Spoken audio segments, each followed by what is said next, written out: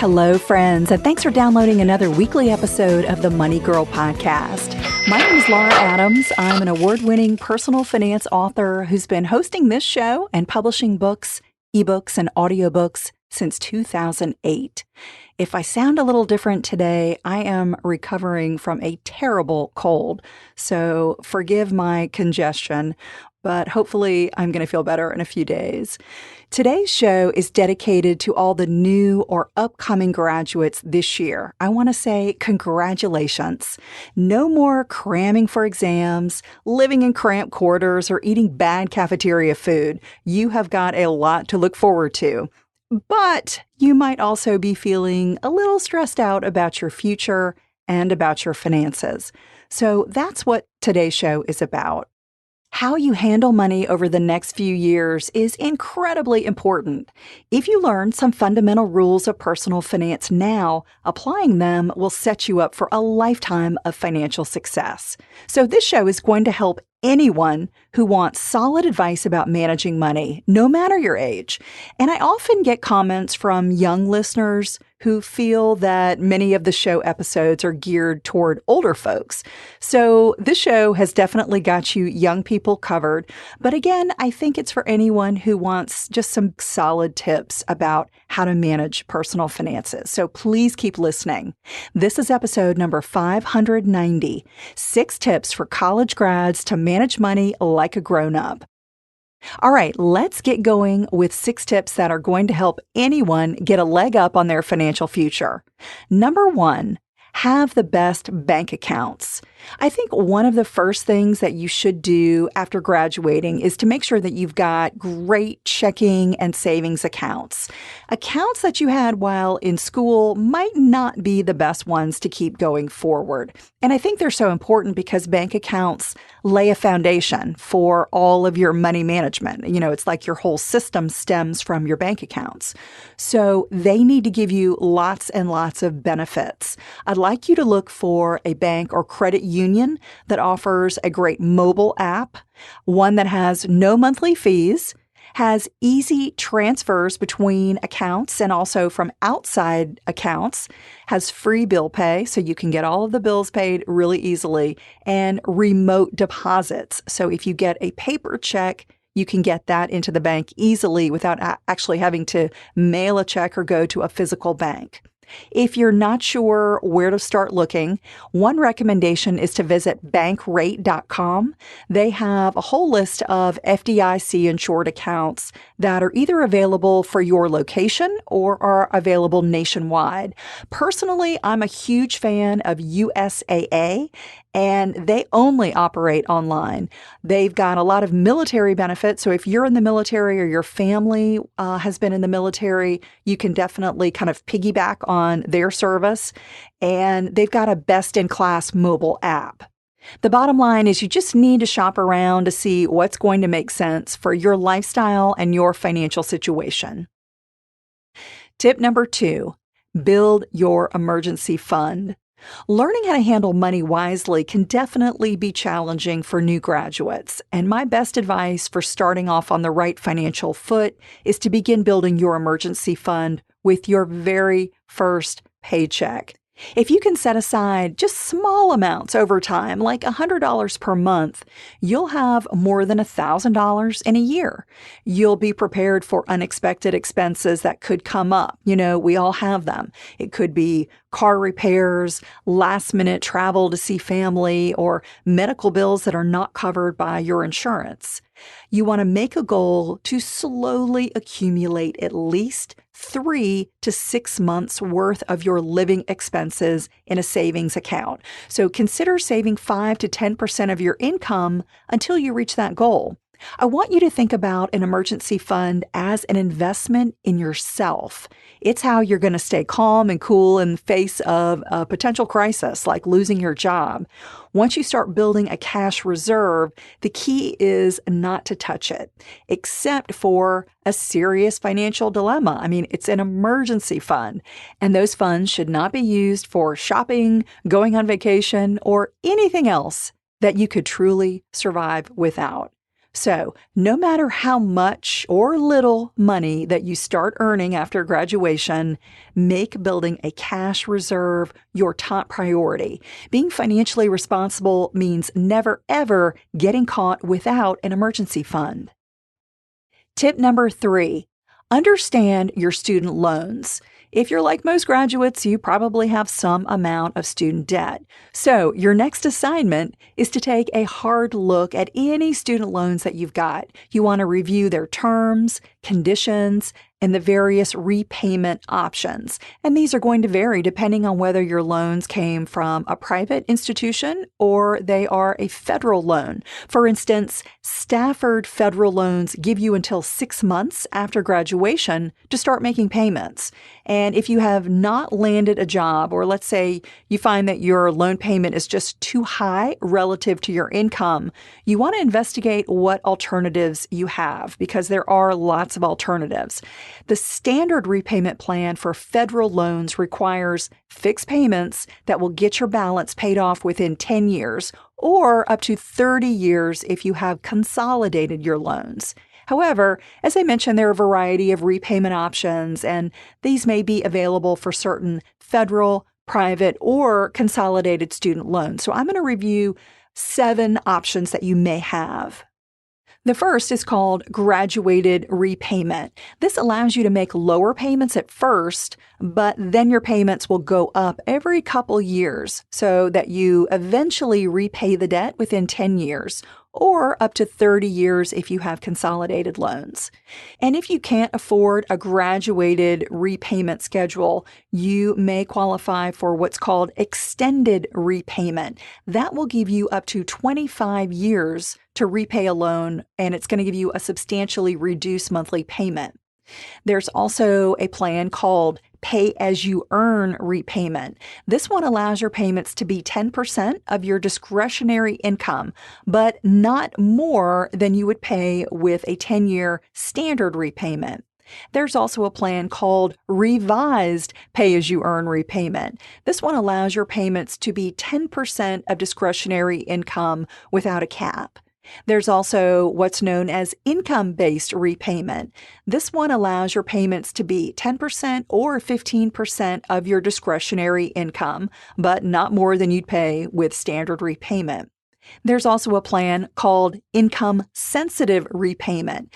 That allows your payments to be based on income and to be repaid in full within 15 years. And you've also got income contingent repayment.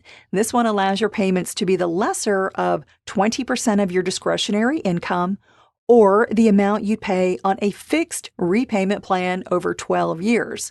So as you can tell, these options are a bit complicated, and what I'm going to recommend you do is that you talk to your lender to figure out which one makes sense for you. Any of the payments on income-based plans get recalculated every year based on your updated earnings and the size of your family. And also note that if you're married, in most cases, both of your incomes are factored in. This is the case whether you file taxes jointly or separately. In addition to these alternative repayment options that I've mentioned, you may qualify for a loan deferment if you've hit a financial rough patch due to an illness, disability, or a job loss. A deferment allows you to temporarily stop making payments for a set period of time. However, the interest on the loan may still accrue depending on the type of loan you have. And don't forget that if you decide to choose an alternative repayment option for your student loans, you typically end up paying much more interest over the long run. So even though you're going to make lower monthly payments, you're going to pay interest for a longer period of time, and that can really add up. So you don't want to stretch out your loan longer than you absolutely need to, because it's going to cost you more in the long run. However, that may make sense if you truly can't afford the payments. And if you make a change to your repayment, when your financial situation improves, you can always prepay your student loan at any time without a penalty. You can either make a lump sum payment or send more than the minimum payment each month to reduce the cost of your student loan debt. So the bottom line is don't be afraid to get into an alternative repayment plan, because when things get better for you financially, you can always accelerate your payments and get out of debt faster. But if you are still paying federal student loans after 20 or even 25 years in some cases, you may be eligible for loan forgiveness. And this is going to depend on the type of loan you have. But in most cases, 20 to 25 years is the most that you're required to pay on a federal student loan. Again, always notify your lender if you have trouble making student loan payments on time. It's really important that you don't miss any of your payments. Your lender will help you figure out, what's best, that you can discuss your situation, and they'll help you evaluate all of your options. Tip number 4, know how to build good credit.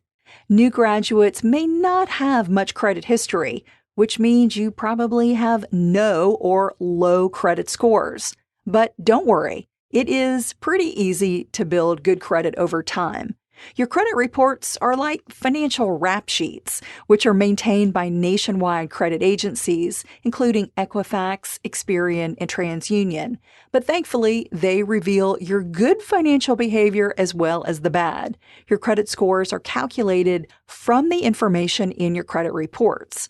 High credit scores tell lenders and merchants that you've been responsible with money. And that comes with privileges, such as low interest rates on loans and credit cards, which can save you a bundle. But if you've got low credit, that means that you either will not qualify for new credit or that it's going to be expensive to borrow money. And poor credit can also trip up other areas of your financial life, even if you never borrow a dime. That's because your credit affects the rates that you're quoted for auto insurance, home insurance, and renter's insurance. It's also a factor in promotional offers you receive and security deposits that you pay for utilities and cell phone contracts. Credit can even play a role in how a potential employer will evaluate you. So this is super important. The easiest way to establish good credit it's simple. It's just pay your bills on time. If you've got a credit card, making charges that you pay off in full each month is another great way to slowly raise your credit score. Now, if you can't qualify for a regular credit card, don't worry. You can use a secured credit card. These are cards that require a small upfront deposit, but if you get one that reports your payment information to the credit agencies, that is a foolproof way to kickstart your credit history. Tip number 5, avoid dangerous debts. Once you have credit, it can be pretty tempting to use too much of it. Every new graduate needs to respect debt. It's a powerful financial tool that can help you build wealth when used the right way.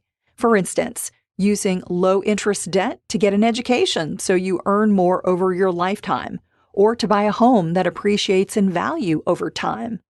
But if you use high-interest consumer debt, such as credit cards and payday loans, to finance a lifestyle that you can't afford, it can be devastating to your financial life.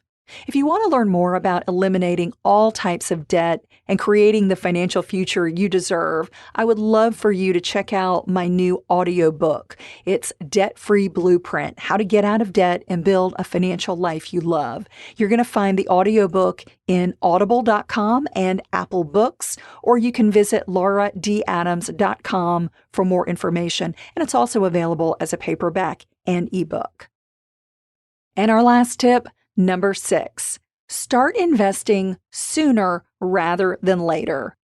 This last tip is one that many new graduates don't appreciate, and they don't get started investing for retirement sooner rather than later. It is so important.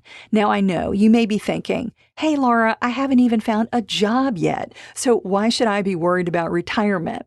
Well, the answer to that question really boils down to the power of compounding interest. The earlier that you start saving, the less you're going to need to save over time. And that's because the magic of compounding allows you to earn interest on your interest, and that gives you a lot more bang for your buck.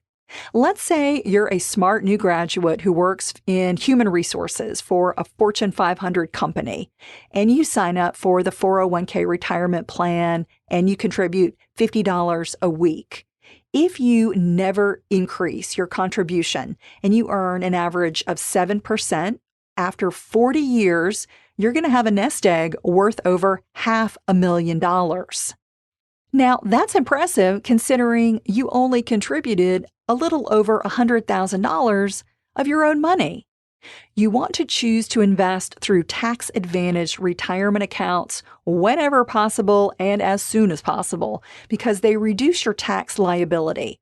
So if you're lucky enough to have a workplace retirement plan, you might hear it called a 401k, a 403b, or even a 457 plan. Never, ever pass it up. Participation is especially important if the employer offers matching, which is free money. And just about anyone who has taxable income can open up an individual retirement account or IRA.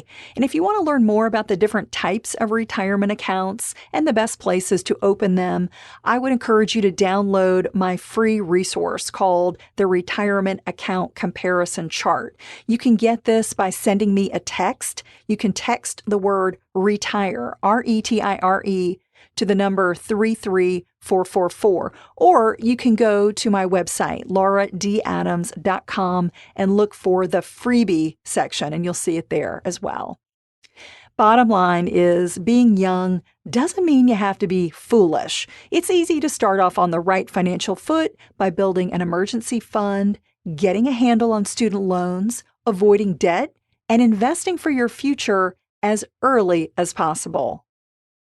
Well, I hope these tips will be helpful as you make the transition from student to real life working person.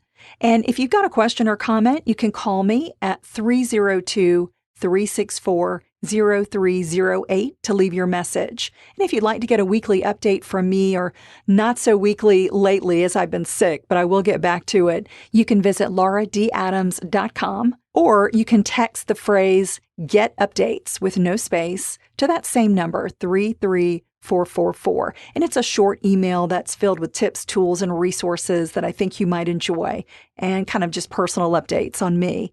And if you're not into email, no problem. Another great way to stay in touch is to follow me on Instagram at Laura D. Adams, or join my private Facebook group called Dominate Your Dollars. Just search for it on Facebook or text the word dollars to the number 33444. Money Girl is produced by the audio wizard Steve Rickyberg with editorial support from QDT's newest member, Karen Hertzberg. If you've been enjoying the podcast, I would love for you to rate and review it on Apple Podcasts. That's a really easy, quick way to give back, to show your support, and to help new listeners find us. And you might also like the backlist episodes and show notes that are always available at quickanddirtytips.com. That's all for now. I'll talk to you next week, hopefully with a better voice. Until then, here's to living a richer life.